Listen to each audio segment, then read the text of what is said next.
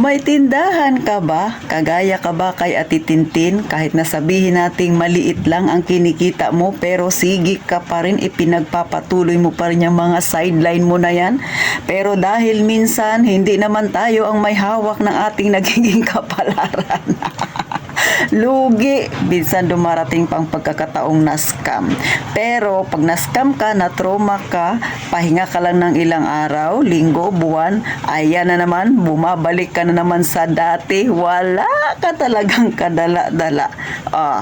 Isa ka ba sa kagaya ni Ate Tintin? Na-scam na nga, wala pang kadala-dala.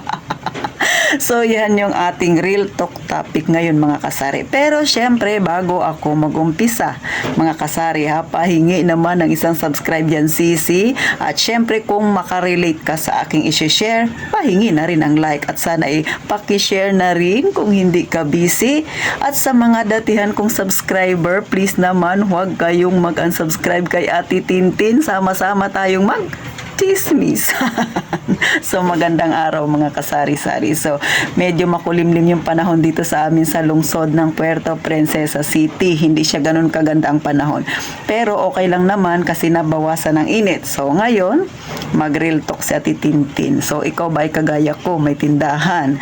May mga ginagawa tayong plano minsan na hindi nagiging maayos. O, diba?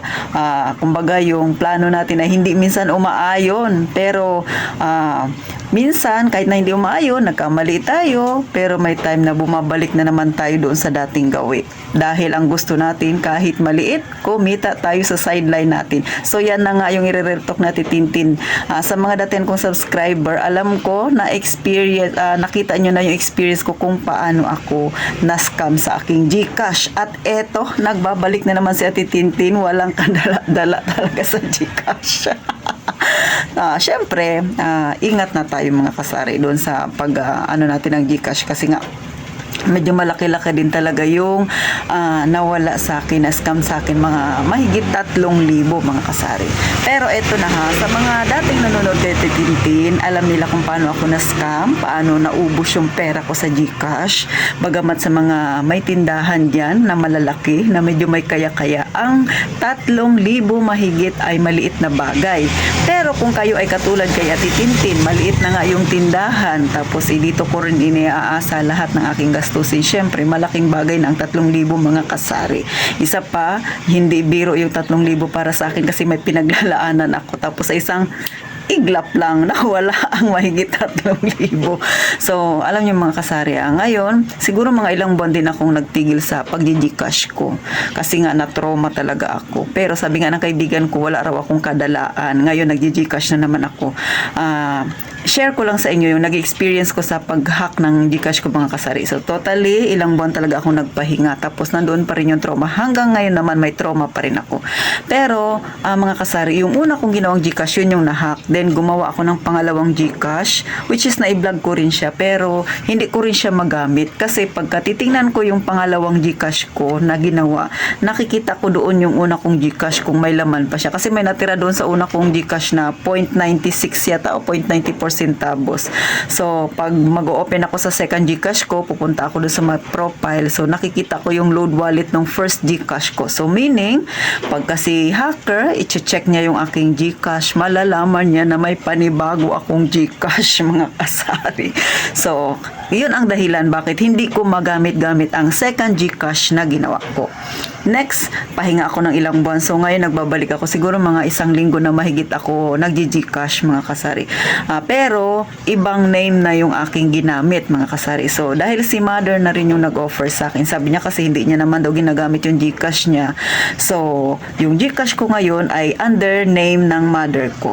So, ang ginawa ko, bagong SIM, niregistered ko sa pangalan na ni mother. Pero sa cellphone ko siya, yung cellphone ko mismo ginagamit, doon siya naka-registered. Pero ang pangalan ay kay mother.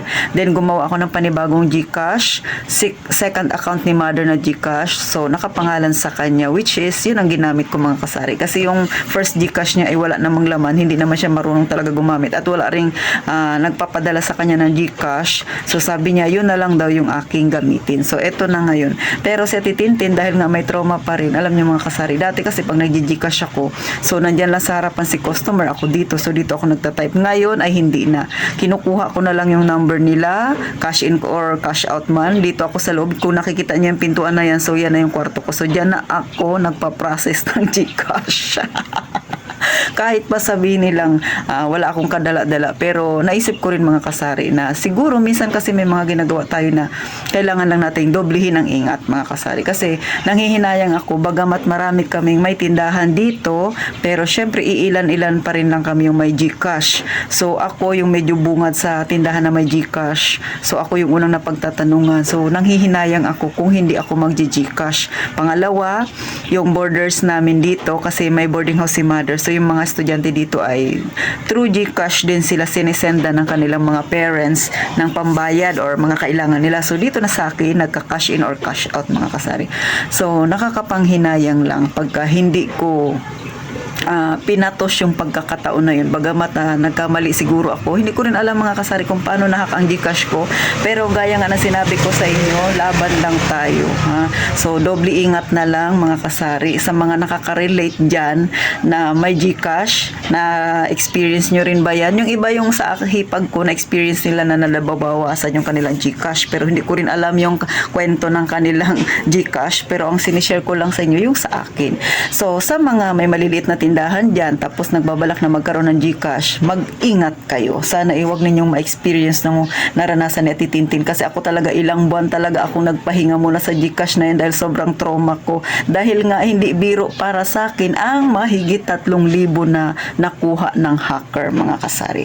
So paano hanggang dito na lang? Syempre, sa totoo lang mga kasari, no, tayong mga may tindahan, kahit nagaano pa kaliit yung kikitain natin sa isang bagay, ginagrab natin yung opportunity para kumita tayo, kasi nga napakahirap ng buhay. Lahat ng pwedeng pagkakita na ginagawa natin, lahat ng pwedeng gawin sa isang sari-sari store na pwede nating ibenta, ibinebenta natin. So kagaya ko ha, maliban dyan sa pagbabalik ko sa Gcash na yan mga kasari, dahil gaya ng sabi ko, nagluluto ako ng siomai, so ngayon pinasok ko na rin, nagtitimpla na rin ako ng mga palamig na yan. Pero dahil ngayon ay medyo malamig, so hindi muna ako nagtinda ng palamig, pero kahit yan pinasok na ni Ate Tintin mga kasari. So yung tindahan ko sa harapan ay maraming naka-display na kung ano-ano, kasi nga kahit papano sa puhunan ko na pagtitinda ng juice na yan mga kasari, so bumibili ako ng juice, siguro ang puhunan ko ay umabot ng 115. So si Ate Tintin kumikita ng mahigit kalahati doon. O saan ka pa mahigit kalahati? O diba, so sabihin natin 60 pesos or 70 pesos yung kikitain ko sa isang juice na nabili ko. Okay na yun, diba? Pandagdag na rin na income na yun, pandagdag pambayad ng kuryente mga kasari. So ganun lang ang buhay nating mga may tindahan. May mga struggle talaga tayong pinagdadaanan, may masakit na nangyayari sa atin, pero kailangang tanggapin, kailangang harapin, magpakatatag lang tayo, at kahit ano pang dagok ang dumating, sisi, ikaw na nanonood sa akin, laban lang tayo. Sa mga mag-uumpisa pa lang ng tindahan, marami pa kayong pagdadaanan, pero sana yung para sa akin na napakasakit na pinagdaanan ko, yung nalimas yung aking Gcash, ay wag ninyong pagdaanan sisi. Kaya nga sinishare ni Ate Tintin yung aking journey sa pagtitindahan. So hanggang dito na lang mga kasari, sana kahit papano kapulutan ninyo ng kaunting idea, ng kaunting aral ang pinagsasabi ni Ate Tintin. So hanggang dito na lang, gaya nga ng palagi kong sinasabi, mag-iingat tayong lahat palagi mga kasari.